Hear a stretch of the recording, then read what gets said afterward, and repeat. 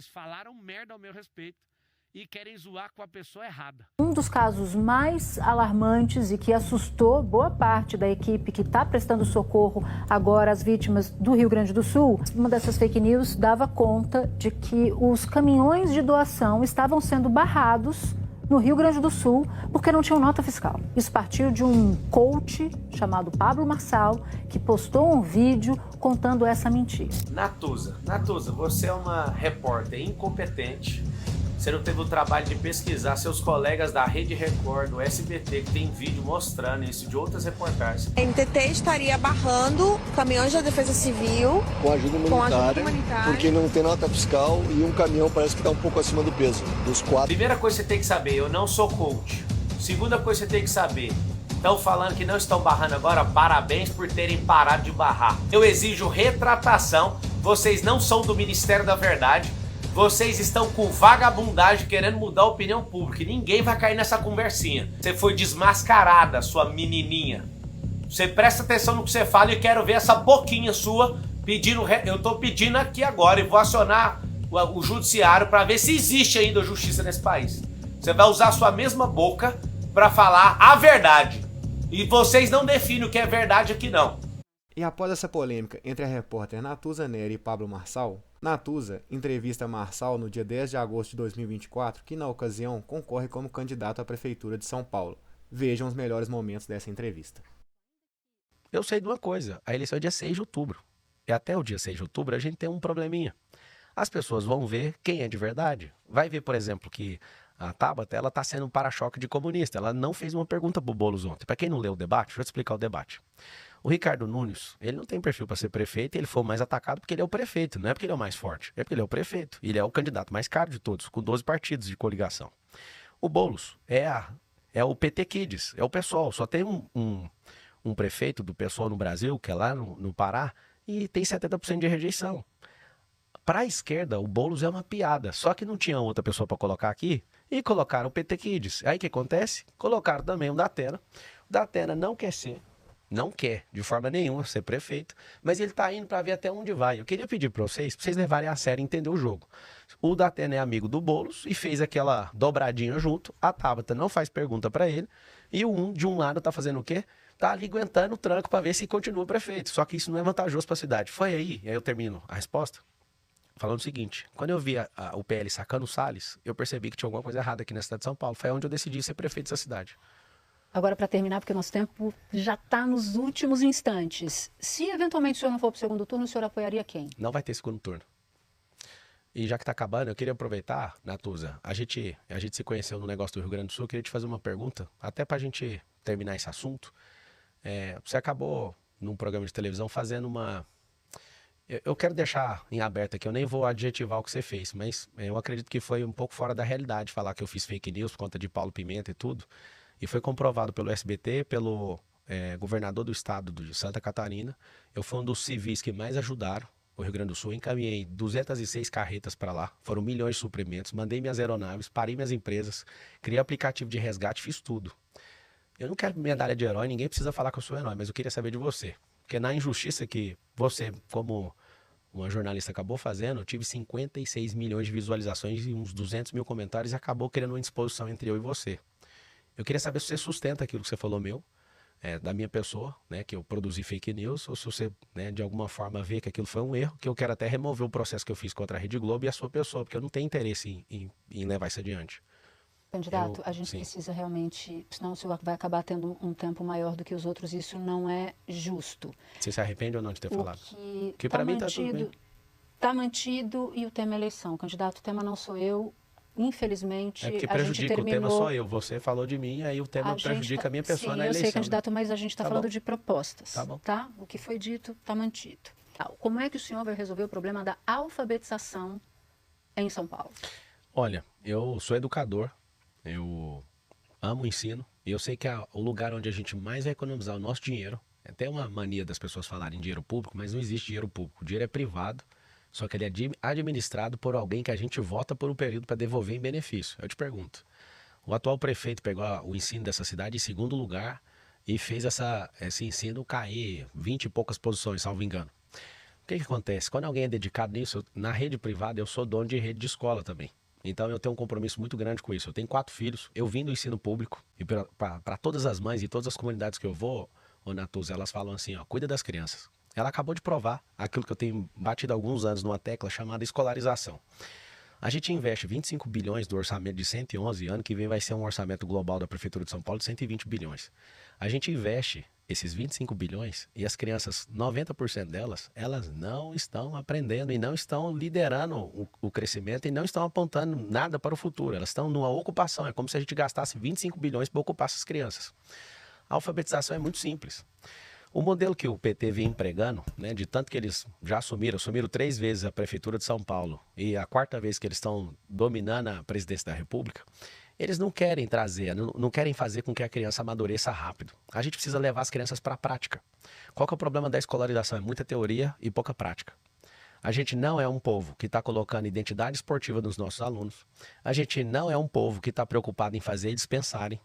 Nós estamos criando militantes nas escolas, e eu posso falar, assim, sem criar confusão, não estou a fim de criar problema com ninguém, mas eu quero aqui olhar nos seus olhos. Eu sou fruto de escola pública, sou filho de faxineira, meu pai é funcionário público aposentado, estudei a maior parte da minha vida em escola pública e eu aprendi algo. Idolatrar Karl Marx, a ficar com raiva dos Estados Unidos e criar essa guerra entre trabalhador e empreendedor. Eu trabalhei por 13 anos para outras pessoas, até ter as minhas empresas e empregar centenas de pessoas e pagar milhões de impostos. Eu posso falar para você uma coisa, se a gente não mudar isso aqui, ó, não investir nisso. O Brasil tem um índice alarmante de homicídios, que eu sei que é o que toca o coração de vocês, e a nossa segurança é o item mais pedido na nossa cidade. É o seguinte, as pessoas não aprenderam inteligência emocional. Elas matam por qualquer coisa. Aonde que a gente deve ensinar elas? Na escola? Mas, candidato, como é que o senhor vai resolver o fato de não serem alfabetizadas, esse volume todo, com uma atitude mental positiva? Não, ou com... não é atitude mental, não. Isso é prática. Eu respondi já, Natuza. É questão de levar a criança para a prática. E como é criança, tem que ser lúdico. Existe uma coisa no ensino que é chamada andragogia. Aqui no Brasil, nem no ensino superior se usa isso. A gente usa o ensino lúdico para adulto e ocupa a criança o tempo inteiro com teoria como se ela fosse adulta. Presta atenção que eu vou te falar. O ensino americano, inclusive depois que eu descobri isso em 2006, que eu estou no ensino desde 2006, eu já fui instrutor num grupo de telecomunicação e desde quando eu virei instrutor eu me apaixonei pelo ensino. Eu tenho 1,5 milhão de alunos na internet. As minhas redes sociais aí no TikTok tem 3,5 bilhões de marcações com o meu nome, tudo por vídeo, ensinando alguma coisa, uma pílula. Inclusive, antes da gente começar a entrevista, eu estava te dando uma dica ali de como fazer algo emocional. Eu me senti honrado de poder te responder isso. Mas a questão da alfabetização é muito simples. Tem que tratar de forma lúdica. As crianças, elas precisam de gostar do que estão aprendendo. O que a Cibele falou? Antigamente, a educação funcionava. Tinha tantos alunos em sala. Agora a gente tem um dobro de alunos. Esses políticos, eles não estão preocupados nisso. E desculpa, eu não queria gastar meu tempo falando de outra pessoa, mas o atual prefeito, ele não cobra isso. Você vai me ver, porque nas minhas escolas eu faço isso, tá? Eu vou nas escolas ler livros. Você colocou aí que eu sou escritor, eu já publiquei 62 livros. Eu sou um amante do ensino. O ensino vai fazer... Mas convencional, porque eu estou entendendo que o senhor é contra o ensino convencional. Eu não falei contra, não. Falei contra a escolarização. O que é escolarização? Eu ensino um monte de coisa para uma criança que ela não vai usar na vida dela. Tem um grau de desinteresse muito grande. Vou falar uma coisa aqui que vai virar uma notícia distorcida, certeza. Os Estados Unidos da América não estudam geografia. Aí você fala, vai cortar a geografia da escola? Não falei, é só para você pensar. A gente faz todos os alunos da rede pública estudar Bhaskara. Ninguém sabe explicar para que serve isso. Isso é para engenharia. E a maior parte dos engenheiros nunca usaram esse negócio. E aí a gente não tem ninguém questionando isso, a gente ocupa realmente. No começo, na primeira infância, é só recreação, a gente tem que fazer a parte lúdica e divertida para eles aprenderem, as crianças precisam aprender. Tem crianças com dificuldade de aprendizado. As crianças da favela, Natuza, elas com problema de nutrição, elas não conseguem desenvolver o cérebro delas. Sabe por que eu sei? O espírito público me picou em 2019 lá na África. Eu tenho um trabalho lá e eu prometi para aquele povo, só sair de lá depois de pôr a última família dentro da última casa. Se você quiser ver, vai no meu YouTube, Pablo Marcal, você pode ver Camizungo, Pablo Marcal. Eu prometi servir aquele povo, eu só quero finalizar te falando isso. Eu vi o progresso que essas pessoas tiveram. Eu não acreditava que eles conseguiriam, né, sair do lugar. As mulheres, elas trabalhavam na enxada, em outras fazendas, para sustentar a família. As crianças cuidavam de criança e os homens ficavam em casa. Eu fiquei abismado de vez. Foi em 2019. Hoje, 2024, sabe que jeito está lá? Pleno emprego, eles constroem as casas. E eu tenho chocado com a mudança de mentalidade. É por isso que eu acredito. Se o povo africano conseguiu ali em Angola, no Camizunga, onde eu sirvo, eu tenho certeza que a família mais pobre da cidade de São Paulo também vai conseguir. Eu ainda não entendi como é que os professores vão aplicar o seu método, mas a Não é gente meu, tem não. que ir para... Eu sou prefeita, não sou professor e nem secretário de educação. Tá. Mas eu quero ir para a saúde, porque eu sei que não, esse é um se tema... você não entendeu, desculpa. Eu vi que você não gostou quando o Datena te interrompeu. Não, o senhor pode me interromper. Tá. Fique tranquilo. Então vamos lá. Eu vou deixar bem claro. A gente trata a pedagogia de um jeito e não tem andragogia no ensino brasileiro. Eu falei, acho que você não pegou aí, eu posso explicar. Só que a criança na primeira infância, a gente dá muita teoria para ela. E a gente tem que colocar a pedagogia, que é ser lúdico. Pedagogia significa isso, ensino para criança. Andragogia é ensino para adulto. Aqui no Brasil parece que está invertido. A gente soca teoria, a gente tem um professor para muitas crianças, é por isso que elas estão só numa ocupação e algumas na recreação. Para você alfabetizar alguém, você precisa de fazer o quê? Você precisa levar para a prática. Precisa assimilar com a vida cotidiana da criança, ela aprende mais rápido. É isso que a gente faz. Eu não sou contra o ensino público, não, mas hoje você tem que saber uma coisa. Se eu te fizesse uma pergunta, se eu tivesse um filho hoje, você que tem um filho na rede pública, se eu te falar que a rede pública é mais cara que a rede privada e te desse um cheque, essa não é uma proposta, é uma hipótese. Toma aqui, ó.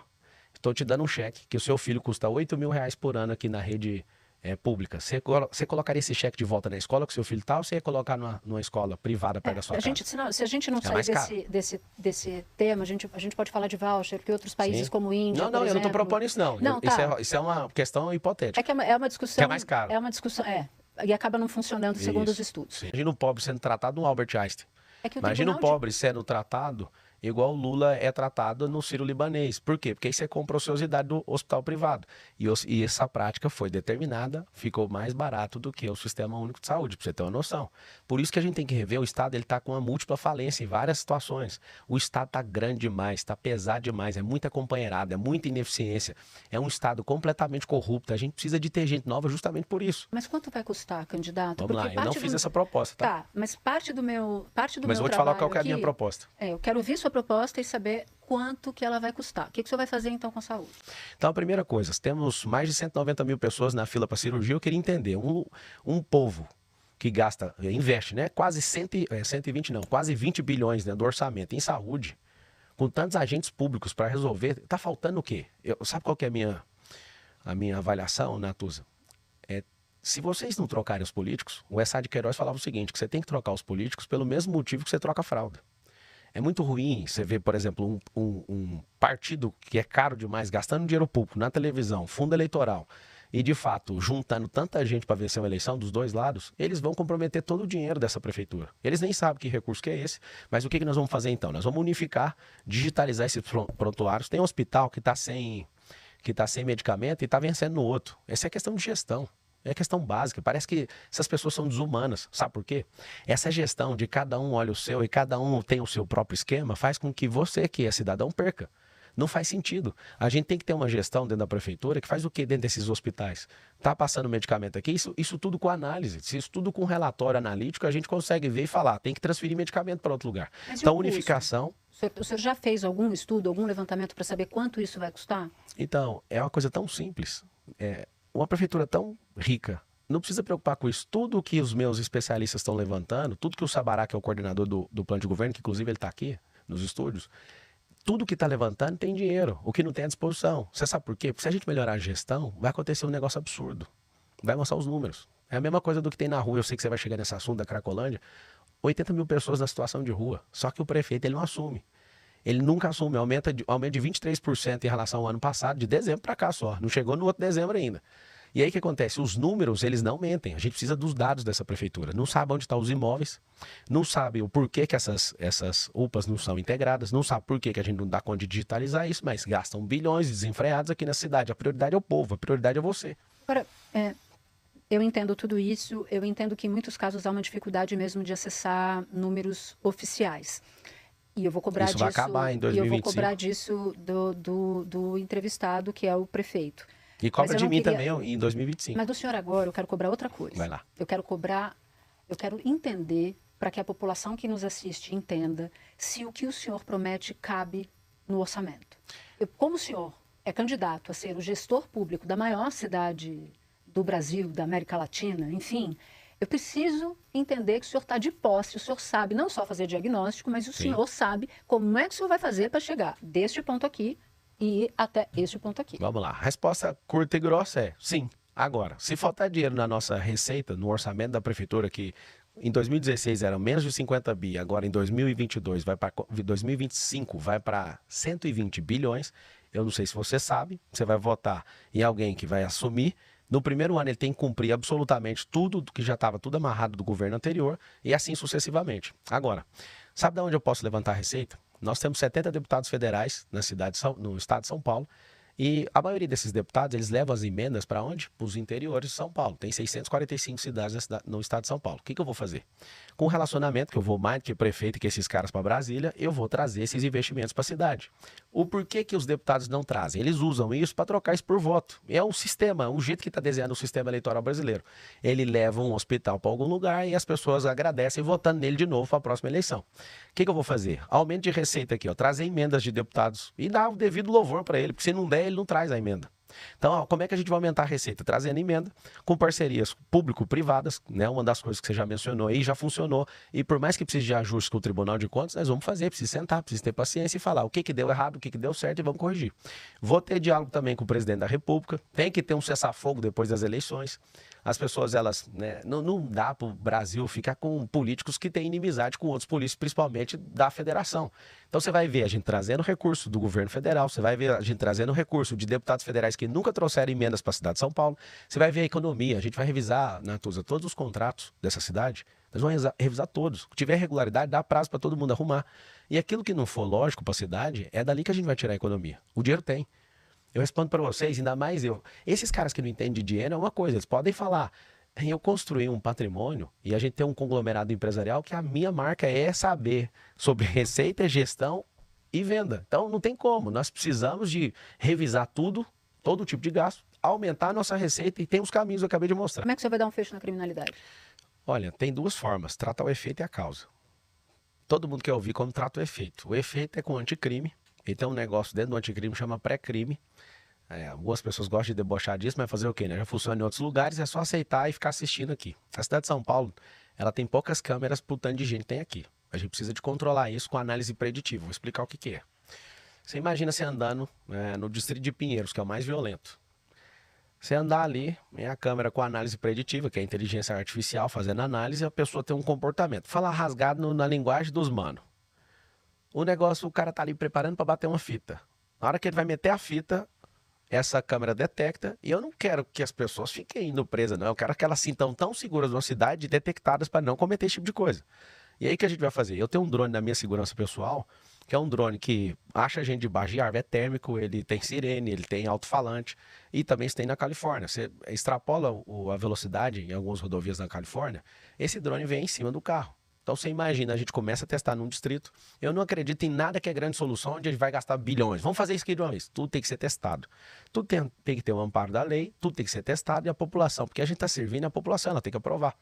Eu quero ver quem vai duvidar, porque ninguém aguenta. Cada 3 pessoas que moram na cidade de São Paulo, uma já foi assaltada, pra você ter uma noção. Isso é um absurdo. Agora você imagina a sensação de segurança, você que não deve nada para ninguém, ninguém tá nem aí, você tá aí. Agora, vamos sentar com o governo do estado, que o governo do estado tem a polícia ostensiva. Minha proposta para a guarda, né, enquanto a PEC 57 não é votada, que eles têm a intenção de fazer a guarda virar polícia, nós vamos triplicar a guarda, sabe por quê? Porque a sensação de insegurança na cidade é absurda. Como é que o senhor chegou nesse número de 3 vezes o que é hoje? Porque hoje tem 7.600. Vai para 21. Vai para 21. De onde é que o senhor tirou esse número? De especialistas. É porque é o seguinte, não tem nos bairros, não tem nas escolas e a sensação de insegurança, ela é muito simples. Ninguém está confiando na segurança de São Paulo. O que a gente precisa? A gente precisa, isso pode chegar a ter mais gente e abrir mais concursos para mais pessoas serem da guarda, tá? As pessoas estão vendo, na década de 90, Natuza, as pessoas, elas respeitavam a polícia. Eu que fui aluno de escola pública, eu lembro de todo mundo respeitar o professor. Ó, pra você ver de novo, eu te falei de como tratar o efeito. Vamos agora na causa. A causa é educação.